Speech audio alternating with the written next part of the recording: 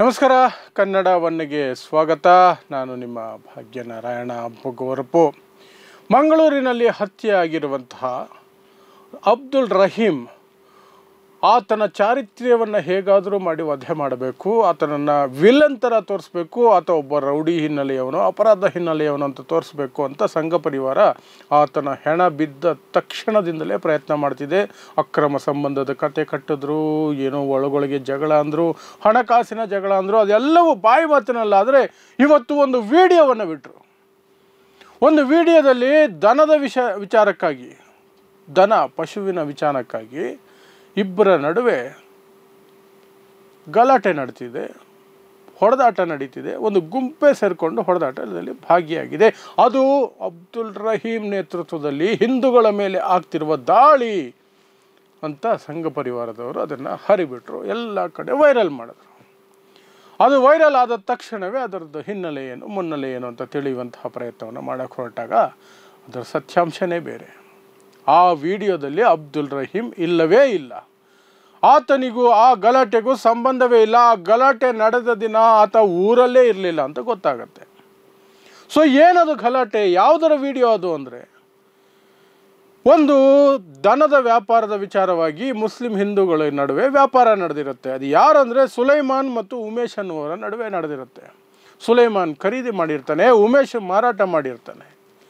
ಅದರ ಹಣಕಾಸು ಕೊಡೋದು ಬಿಡೋದು ಲೆಕ್ಕಾಚಾರದಲ್ಲಿ ಇಬ್ಬರಿಗೂ ವೈಮನಸ್ಯ ಇರುತ್ತೆ. ಅದು ಹಾಗೆ ಮುಂದುವರ್ಕೊಂಡಿರುತ್ತೆ.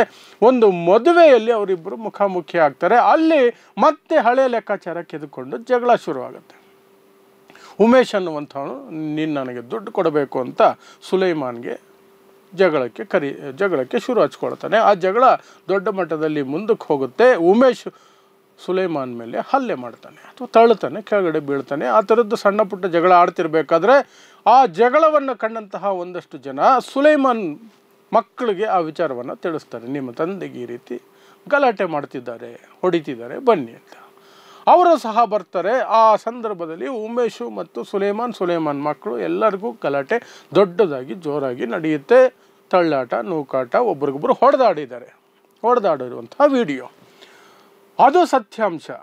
ಯಾರ್ಯಾರಿಗೆ ನಡೆದಿದ್ದು ಸುಲೈಮಾನ್ ಮತ್ತು ಉಮೇಶ್ ಅನ್ನುವವರ ನಡುವೆ ನಡೆದಂತಹ ಗಲಾಟೆ ಅದು.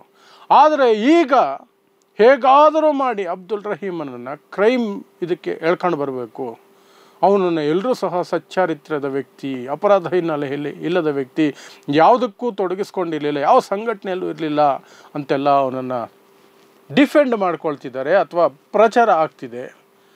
ಅದನ್ನು ಸುಳ್ಳು ಸುದ್ದಿಯ ಮೂಲಕ ಬ್ರೇಕ್ ಮಾಡಬೇಕು ಅಂತ ಇವರ ಪ್ರಯತ್ನ ಆಗಿತ್ತು. ಅದರ ಜೊತೆಗೆ ಇನ್ನೊಂದು ಸುಳ್ಳನ್ನು ಹರಿಬಿಡ್ತಾರೆ. ಅಬ್ದುಲ್ ರಹೀಮ್ ನಿಷೇಧಿತ ಸಂಘಟನೆಯ ಸದಸ್ಯ ಆಗಿದ್ದ, ಹಾಗಾಗಿ ಅವನು ಈ ಹೊಡೆದಾಟದಲ್ಲಿ ಪಾಲ್ಗೊಂಡಿದ್ದಾನೆ, ನೋಡಿ ಸಾಕ್ಷಿ ಇದೆ ಅಂತ ಆ ವಿಡಿಯೋವನ್ನು ಹರಿಬಿಟ್ರು. ಆದರೆ ಅದು ಸುಳ್ಳು ಅನ್ನೋದು ಅಲ್ಲಿನ ಸ್ಥಳೀಯರೆಲ್ಲ ಆ ವಿಡಿಯೋ ನೋಡಿದ ನಂತರ ಕನ್ಫರ್ಮ್ ಮಾಡಿದ್ದಾರೆ. ವಾರ್ತಾಭಾರತಿಯಂತಹ ಪತ್ರಿಕೆಯು ಸಹ ಫ್ಯಾಕ್ಟ್ ಚೆಕ್ ಮಾಡಿ ಅದನ್ನು ಕಂಪ್ಲೀಟಾಗಿ ಸ್ಟೋರಿಯನ್ನು ಪ್ರಕಟ ಮಾಡಿದೆ. ಇದು ಈ ಕಾರಣಕ್ಕೆ ಇಂತಿಂಥವರ ನಡುವೆ ನಡೆದಂತಹ ಗಲಾಟೆ, ಇದಕ್ಕೂ ಅಬ್ದುಲ್ ರಹೀಮ್ಗೂ ಸಂಬಂಧನೇ ಇಲ್ಲ ಅಂತ. ಅದಿಷ್ಟು ಫ್ಯಾಕ್ಟ್ ಚೆಕಿಂಗ್ ಕುರಿತಾದಂಥದ್ದು ಮತ್ತು ಸುಳ್ಳು ಸುದ್ದಿ ಹರಡಿದಂಥದ್ರ ವಿಚಾರವಾಗಿ, ಆ ವಿಡಿಯೋ ವಿಚಾರವಾಗಿ ಸತ್ಯಾಂಶ ಏನು ಅನ್ನೋದು. ಇನ್ನು ಈ ಕೇಸಲ್ಲಿ ಏನು ಡೆವಲಪ್ಮೆಂಟ್ಗಳಾಗಿದ್ದಾವೆ ಅಂದರೆ, ನಿನ್ನೆ ವಶಕ್ಕೆ ಪಡೆಯಲಾಗಿದ್ದ 3 ಜನ, ಆ 3 ಜನರನ್ನು ಇವತ್ತು ಬಂಧಿಸಲಾಗಿದೆ. FIRಗಳು ದಾಖಲಾಗಿದ್ದಾವೆ. ಅವರು ಕೊಲೆಯಲ್ಲಿ ಭಾಗಿಯಾಗಿದ್ದಾರೆ ಅಂತ. ದೀಪಕ್ ಅನ್ನುವಂಥವನು ನಿನ್ನೆ ಮುಖ್ಯ ಆರೋಪಿಯಾಗಿದ್ದ. ಯಾಕೆಂದರೆ ಅವನೇ ಫೋನ್ ಮಾಡಿ ಮರಳು ಬೇಕು ಅಂತ ಪಿಕಪ್ ಟ್ರಕ್ಕಲ್ಲಿ ಮರಳು ತರಿಸ್ಕೊಂಡಿದ್ದು, ಅವನು ಕರೆದಿದ್ದ ಜಾಗದಲ್ಲೇ ಬಂದಿದ್ದಾಗ ಮರಳು ಅನ್ಲೋಡ್ ಆದ ಮೇಲೆ ದಾಳಿ ಆಗುತ್ತೆ. ಸುಮಾರು 6 ಜನ ದಾಳಿ ಮಾಡಿದ್ದಾರೆ ಅಂತ ಹೇಳಲಾಗ್ತಿದೆ. ಕೆಲವು CCTV ದೃಶ್ಯಾವಳಿಗಳನ್ನು ಕೆಲವು ಮಾಧ್ಯಮಗಳು ತೋರಿಸ್ತಾ ಇದ್ದಾರೆ. ಎಲ್ಲಿವರೆಗೆ ಪೊಲೀಸರು ಅದನ್ನು ಕನ್ಫರ್ಮ್ ಮಾಡಲ್ವೋ ಅದನ್ನು ನಾವು ಕನ್ಫರ್ಮ್ಡ್ ಅಂತ ತೆಗೆದುಕೊಳ್ಳೋದಕ್ಕಾಗೋದಿಲ್ಲ. ಆದರೆ ಇರಬಹುದೇನೋ, ಹತ್ತಿರದಲ್ಲಿದ್ದಂತಹ ಬಾರಲ್ಲಿ ಕಂಠಪೂರ್ತಿ ಕುಡಿದಿದ್ರು 6 ಜನ, ಆ ನಂತರ ಮಾರಕಾಸ್ತ್ರಗಳಿಂದ ಬಂದರು, ಹಲ್ಲೆ ಮಾಡಿದ್ರು ಅಂತ ಯಾವುದೋ ಒಂದು ವಿಡಿಯೋ ಹರಿದಾಡ್ತಾ ಇದೆ. ಅದು ಅಧಿಕೃತವಾಗಿ ಪೊಲೀಸರ ಕಡೆಯಿಂದ ಅದಕ್ಕೆ ಮುದ್ರೆ ಆಗಿಲ್ಲ.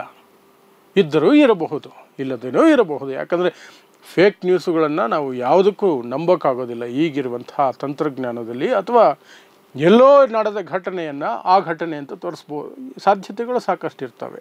ಬಟ್ ಆತನ ಮೇಲೆ ಒಂದಷ್ಟು ಜನ ಮಾರಕಾಸ್ತ್ರಗಳಿಂದ ಎರಗಿದ್ದು ಸತ್ಯ, ಆತನ ಜೊತೆಯಲ್ಲಿದ್ದವನ ಮೇಲೂ ಎರಗಿದ್ದು ಸತ್ಯ, ಕೊಚ್ಚಿ ಕೊಲೆ ಮಾಡಿದ್ದು ಸತ್ಯ, ಜೊತೆಯಲ್ಲಿದ್ದವನು ಗಂಭೀರವಾಗಿ ಗಾಯ ಆಗಿ ICUಯಲ್ಲಿ ಮಲಗಿರೋದು ಸತ್ಯ. ಇದಂತೂ ಸತ್ಯ. ಹಾಗಾಗಿ ದೀಪಕ್ ಅನ್ನುವಂಥವನು, ಅವನು 21 ವರ್ಷದವನು, ಅವನನ್ನು ಬಂಧಿಸಿದ್ದಾರೆ. ಅವನ ಜೊತೆಯಲ್ಲಿ ಪೃಥ್ವಿರಾಜ್ ಅನ್ನುವಂಥ ಇನ್ನೊಂದು 21 ವರ್ಷದ ಯುವಕ, ಅವನನ್ನು ಸಹ ಬಂಧನ ಮಾಡಲಾಗಿದೆ. ಅವರ ಜೊತೆಯಲ್ಲಿ ಚಿಂತನ್ ಅನ್ನುವಂಥ 19 ವರ್ಷದವನನ್ನು ಸಹ ಅರೆಸ್ಟ್ ಮಾಡಿದ್ದಾರೆ. ಮಿಕ್ಕವರಿಗಾಗಿ ನಾವು ತಂಡಗಳನ್ನು ರಚಿಸಿದ್ದೀವಿ, ಅವರ ಹುಡುಕಾಟ ನಡೆಸ್ತಾ ಇದ್ದೀವಿ, ಆದಷ್ಟು ಬೇಗ ನಾವು ಅವರನ್ನು ಬಂಧಿಸ್ತೀವಿ ಅನ್ನುವಂಥ ಹೇಳಿಕೆಯನ್ನು ಪೊಲೀಸರು ಹೇಳ್ತಿದ್ದಾರೆ. ಈ ಕಡೆ ಗೃಹ ಸಚಿವರ ಮೇಲೆ ಸಾಕಷ್ಟು ಆಪಾದನೆಗಳು ಬರ್ತಾ ಇದೆ. ಅವರು ಅಸಮರ್ಥ ಗೃಹ ಸಚಿವ, ಅವ್ರ ಕೈಯಲ್ಲಿ ಪರಿಸ್ಥಿತಿ ನಿಭಾಯಿಸೋದಕ್ಕೆ ಸಾಧ್ಯನೇ ಆಗ್ತಿಲ್ಲ ಅಂತ ಸಾಕಷ್ಟು ಮಂಗಳೂರಿನ ಪ್ರದೇಶದ ದಕ್ಷಿಣ ಕನ್ನಡದ ಕಾಂಗ್ರೆಸ್ ಕಾರ್ಯಕರ್ತರು, ಪದಾಧಿಕಾರಿಗಳು ಎಲ್ಲ ಸಾಮೂಹಿಕ ರಾಜೀನಾಮೆಗೆ ಮುಂದಾಗಿದ್ದಾರೆ. ಇದರ ನಡುವೆ G. ಪರಮೇಶ್ವರ್ ಅವರು ಇವತ್ತೊಂದು ಹೇಳಿಕೆಯನ್ನು ಕೊಟ್ಟಿದ್ದಾರೆ. ದಕ್ಷಿಣ ಕನ್ನಡ, ಉಡುಪಿ ಮತ್ತು ಶಿವಮೊಗ್ಗವನ್ನು ನಾವು ಸೂಕ್ಷ್ಮ ಪ್ರದೇಶಗಳು ಅಂತ ಗುರುತಿಸಿದ್ದೀವಿ, ಮುಲಾಜಿಲ್ಲದೆ ದ್ವೇಷ ಹರಡುವವರ ವಿರುದ್ಧ, ಕೋಮುವಾದಿಗಳ ವಿರುದ್ಧ ಕ್ರಮಗಳನ್ನು ಕೈಗೊಳ್ತೀವಿ, ಸುಮ್ಮನೆ ಬಿಡಲ್ಲ ಅಂತ ಹೇಳಿದ್ದಾರೆ. ಸೊ ಇದಿಷ್ಟು ಇವತ್ತು ಆ ಫೇಕ್ ವಿಡಿಯೋಗೆ ಸಂಬಂಧಪಟ್ಟಂತಹ ಸುದ್ದಿ, ಅದರ ಜೊತೆಗೆ ಯಾರೆಲ್ಲ ಅರೆಸ್ಟ್ ಆಗಿದ್ದಾರೆ ಅನ್ನೋದಕ್ಕೆ ಸಂಬಂಧಪಟ್ಟಂತಹ ಸುದ್ದಿ. ನೋಡ್ತಾ ಇರಿ ಸಮಾಜಕ್ಕಾಗಿ ಕನ್ನಡ 1 ನ್ಯೂಸ್. ನಮಸ್ಕಾರ.